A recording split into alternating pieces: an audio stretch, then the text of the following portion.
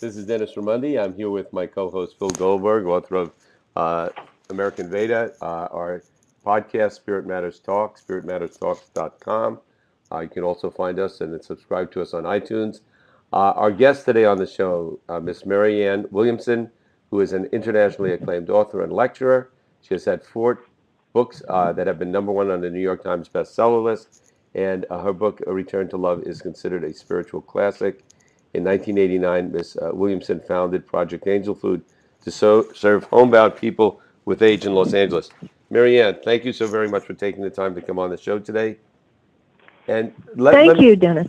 let me ask you a question. I mean, this is something that I wrestle with. I've been involved in meditation and things for you spiritually, but I also feel, and I know you feel this, and you've inspired other people to feel this, that it's one thing to have inner spirituality and to develop that. It's another thing to bring it and to manifest it and to affect what you do in the world. Big issue now, the environment and our responsibility to the environment. What's the relationship between individual spirituality and our responsibility to the global, health to the planet? Well, if you look at the history of the early Christendom, one of the great historical moves on their part, great not in a sense of being a good thing, but certainly in the sense of being a significant thing historically, was the destruction of the pagan culture, which had preceded it in Western civilization. And in the pagan cultures, the matriarchal pagan cultures, there was a sense of divine partnership between humanity and nature. And women, particularly the priestesses, often called witches or wise women, would hold aloft ceremonies and rituals, particularly in country villages and towns, which held human beings connected to a sense of divine partnership and therefore responsibility towards earth, ocean, rivers, sky, and so forth. With the overthrow of the pagan culture, a completely new paradigm was introduced. And we went from what Riane Eisler calls the partnership model to the dominator model in this area, as in so many. So early Christendom introduced the notion that we were not in divine partnership with nature. The same spirit that animates nature is not the spirit that animates humanity, but rather that God had given man dominion over nature. That is the essence. That is the original sin, as it were. Mm-hmm. That is the original crack. That is the original mistake, because out of that literally all hell broke loose. Because once your paradigm changed, so that humanity was led to believe by spiritual, so-called spiritual source, no less, that basically God had given you the earth to do whatever you wanted with it, then you can see how everything proceeded from there. Now, what has been left out of an interesting distinction there is between dominion and stewardship.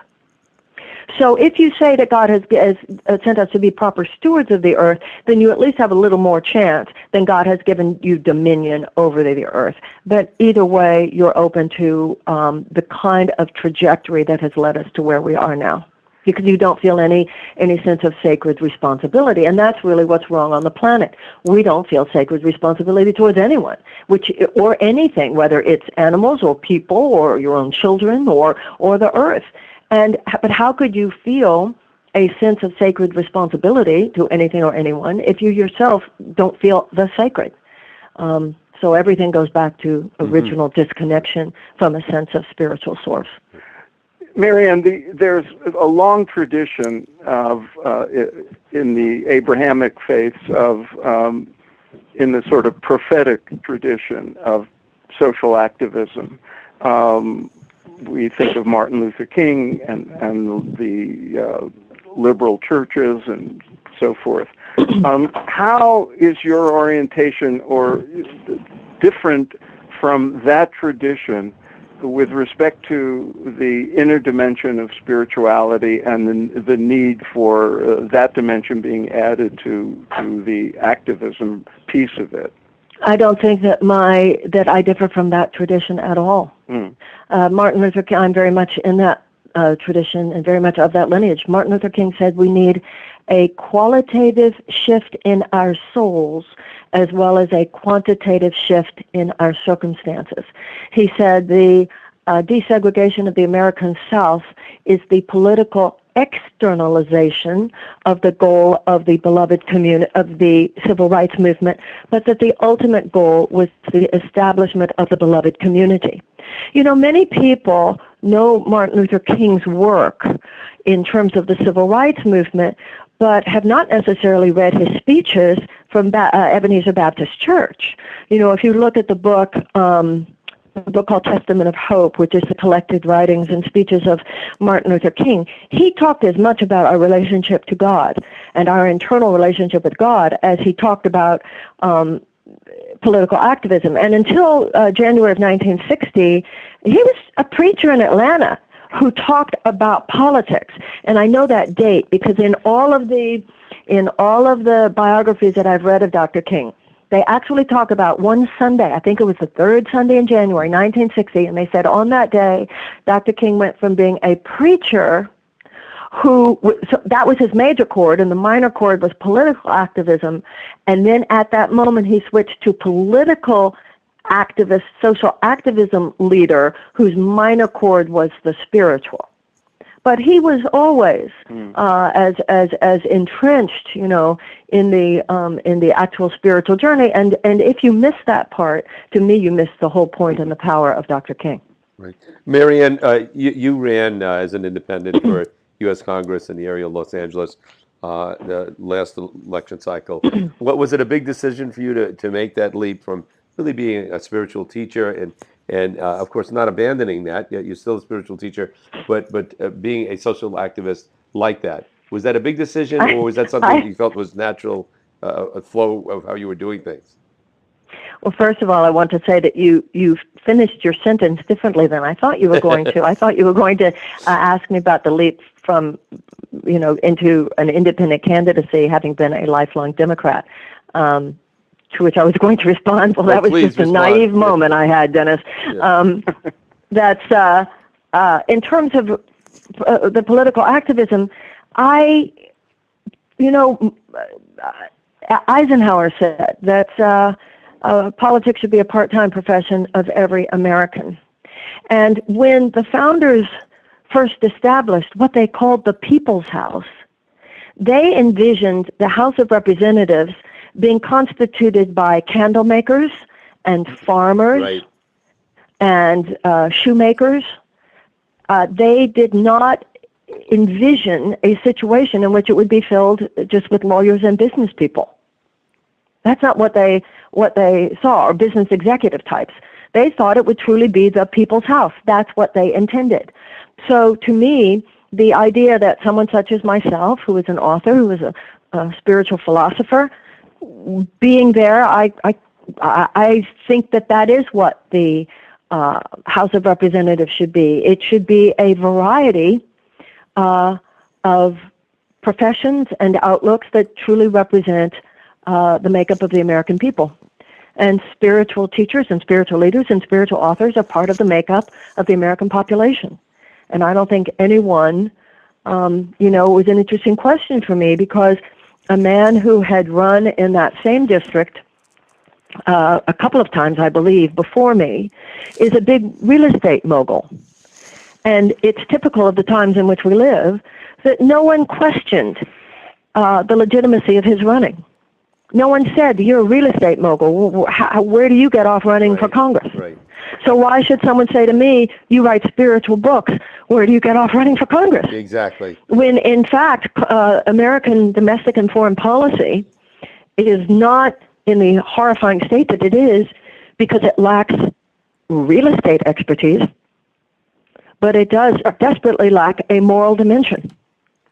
So why should not people who recognize and articulate the primacy of conscience and the moral dimension to such problems as economic injustice, global poverty, and so forth, why should we not be there?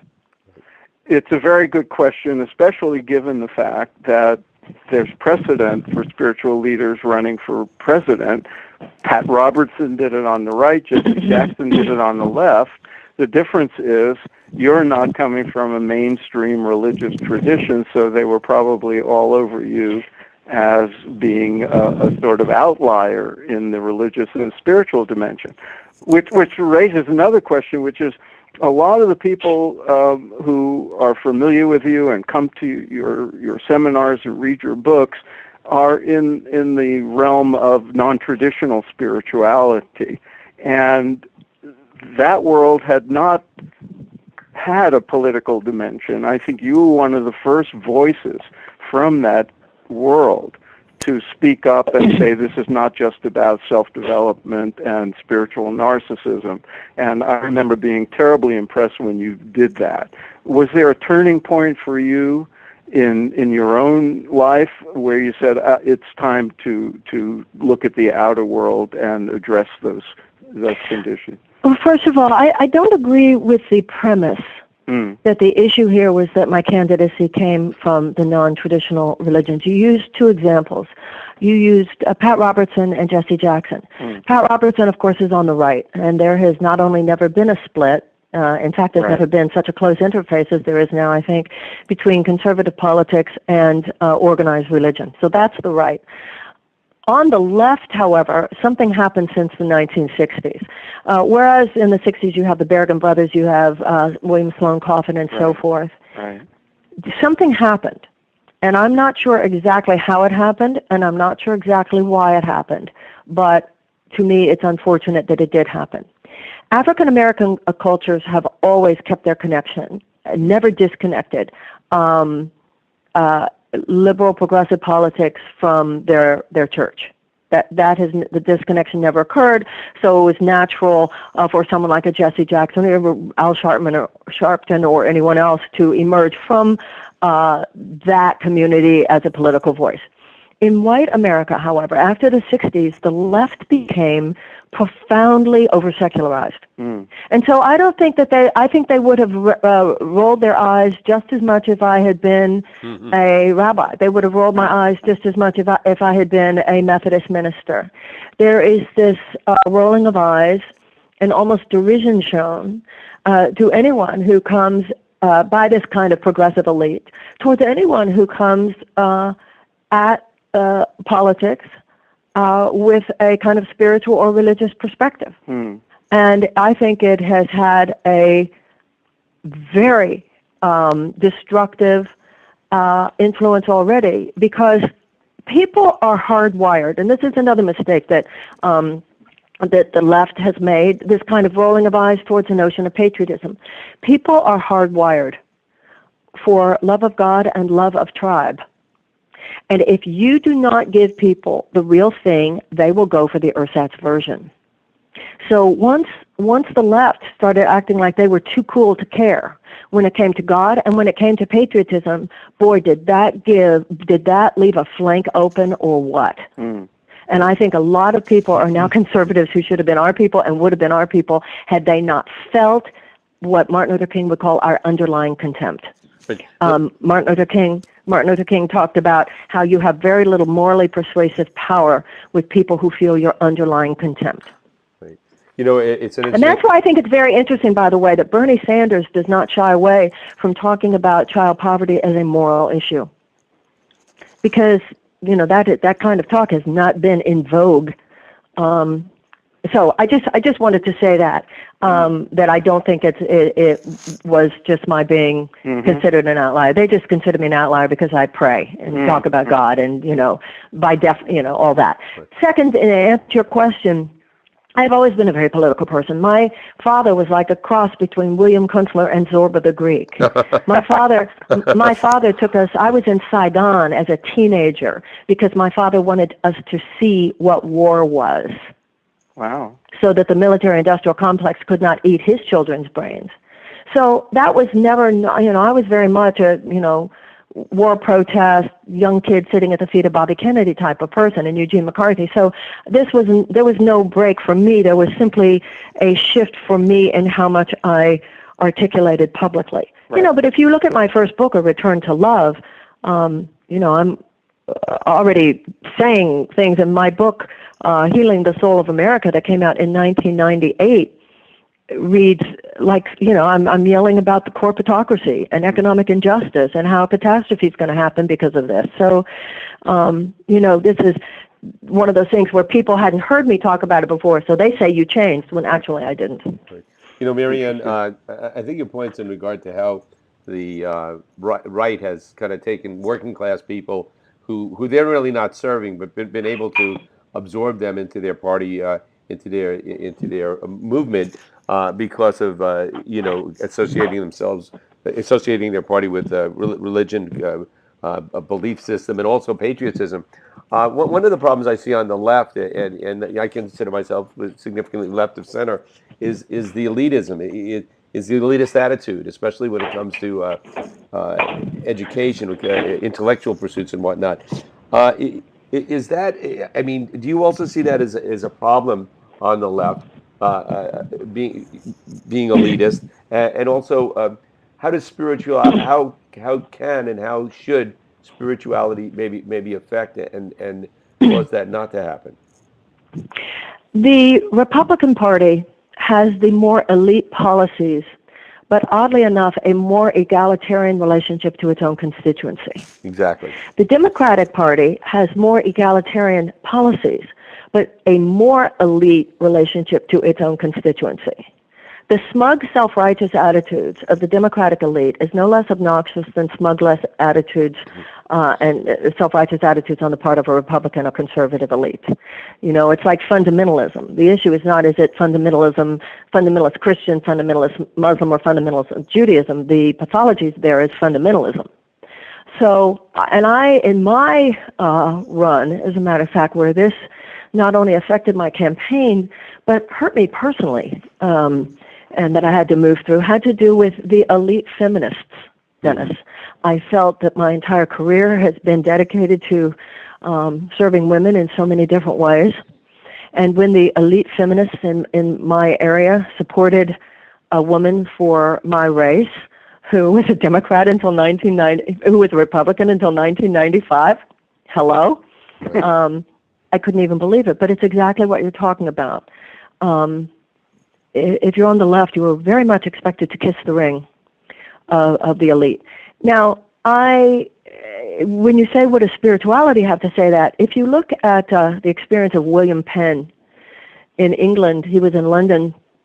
This would have been like early to mid 1700s, and an aristocrat's carriage came by. And he, at that time, if an aristocrat's carriage came by and you were not an aristocrat, you were expected to bow.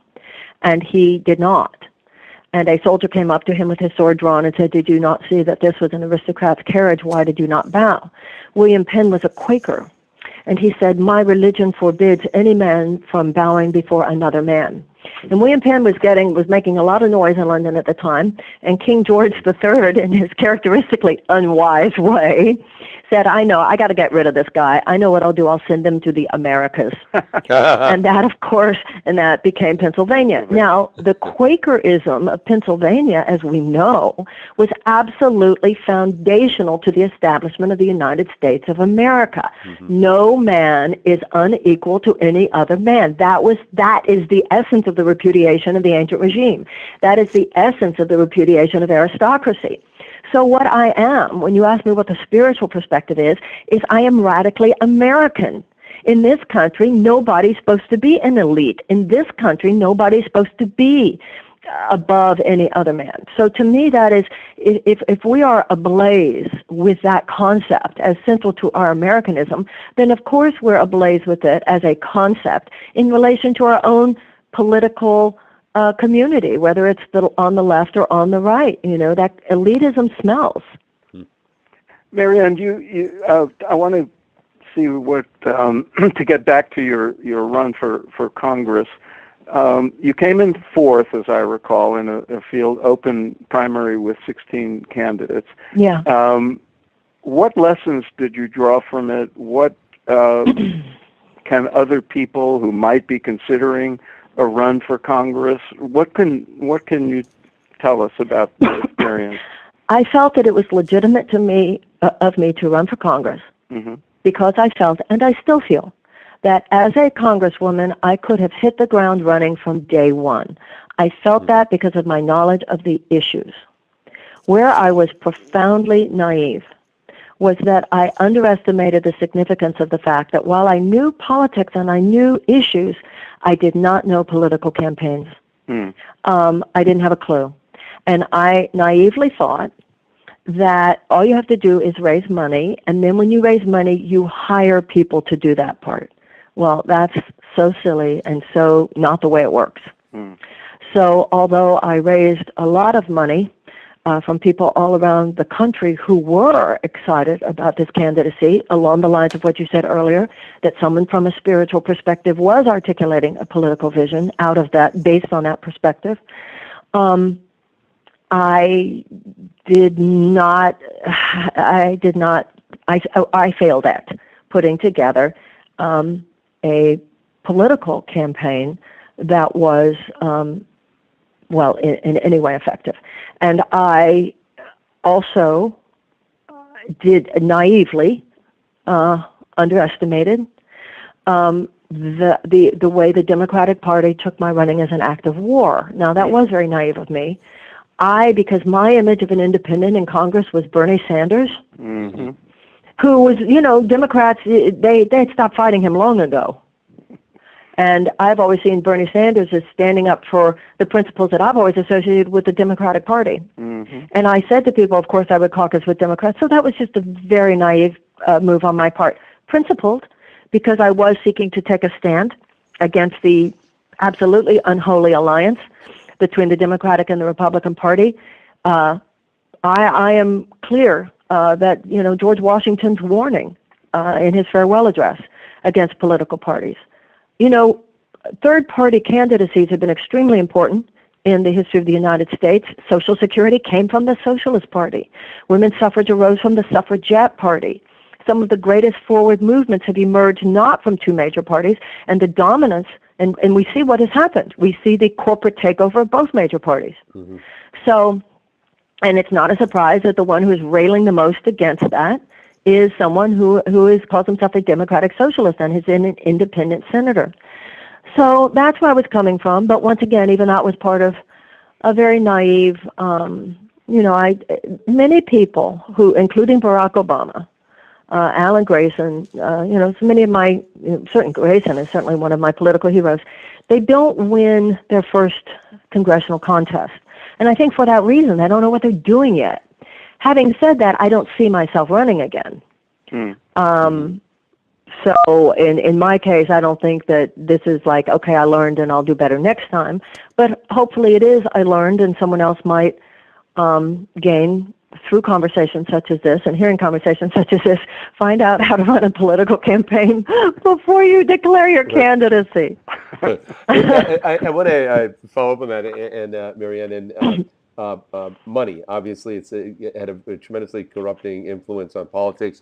You've addressed it. I know it's a concern of yours. And I have to say, I read today or yesterday, Carl Icahn, billionaire, actually said if Congress, if it doesn't pass certain legislation to lower certain corporate taxes, he was going to start a PAC, throw in $150 million of his own money to start with, and go after any politicians that opposed what he wanted to have done.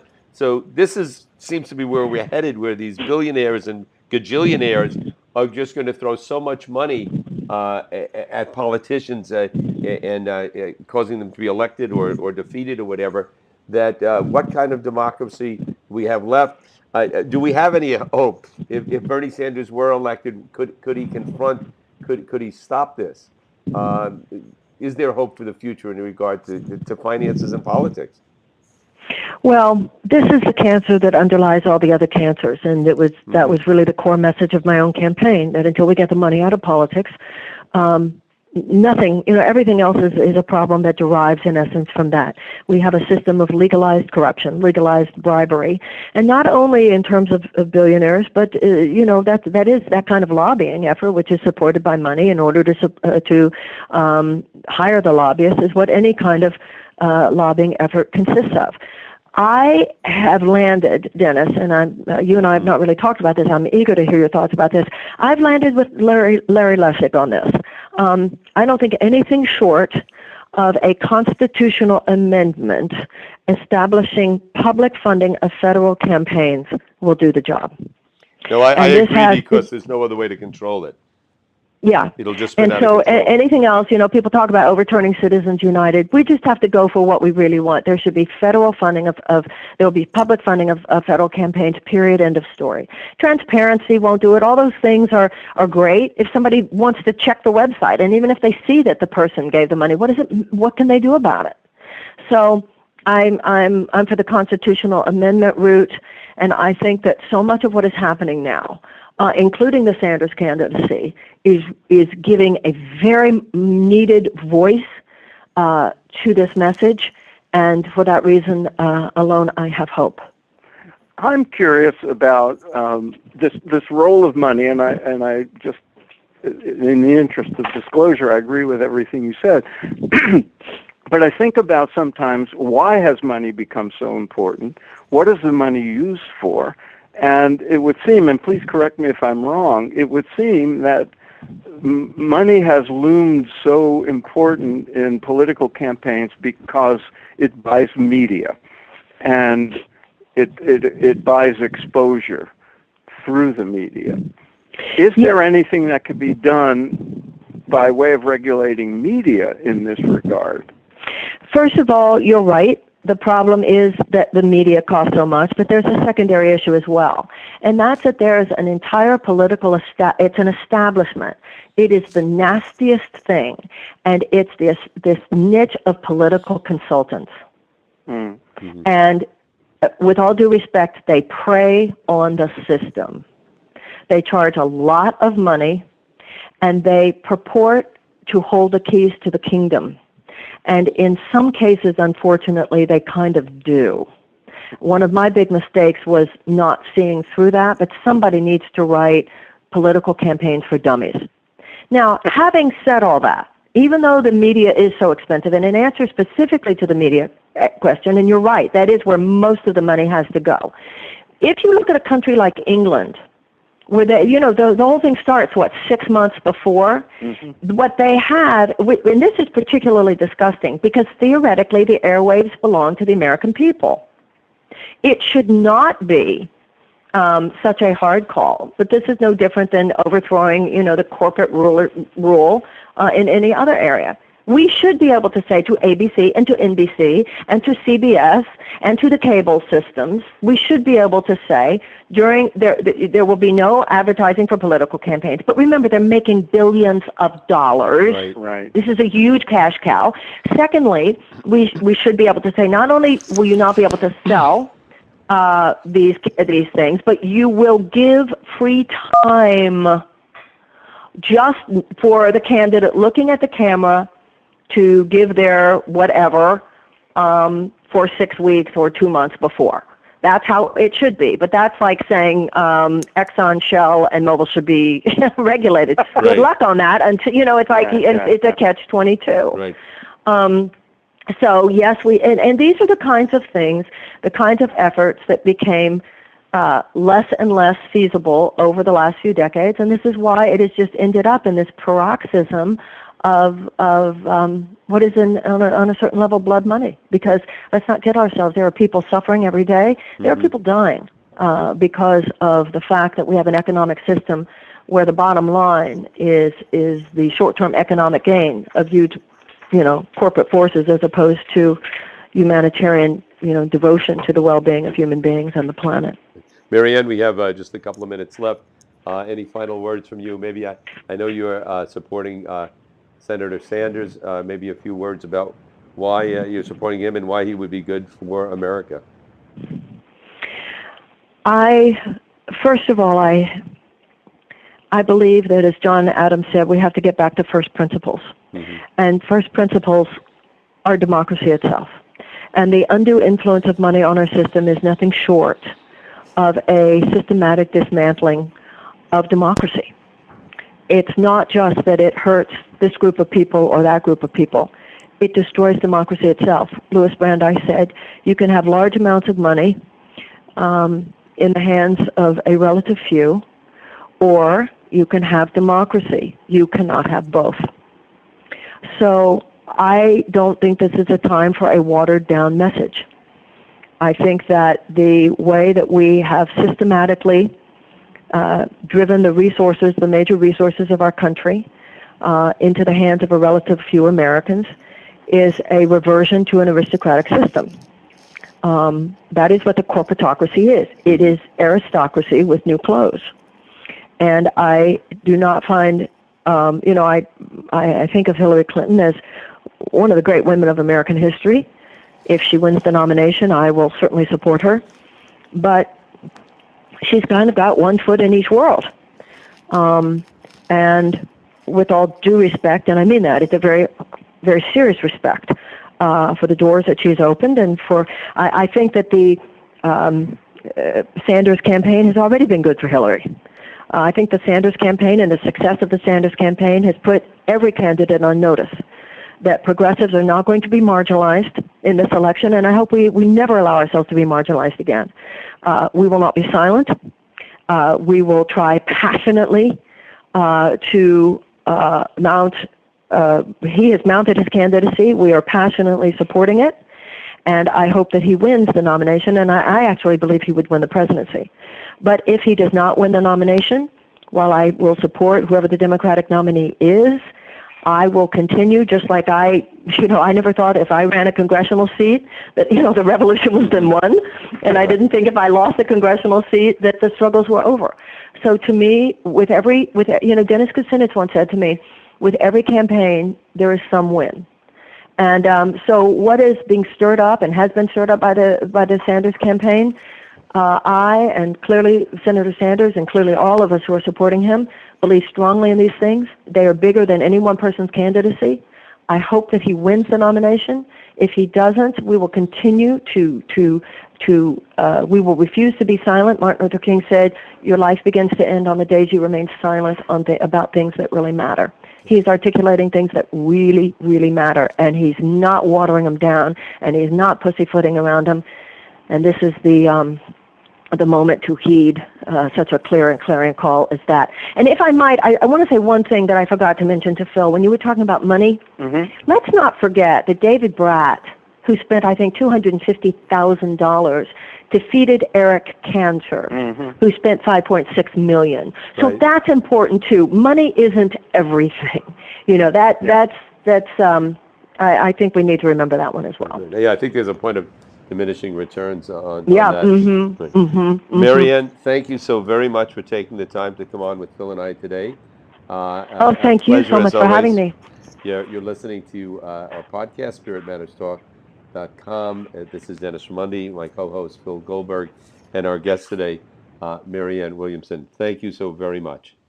God bless you guys. Thank you. Bye.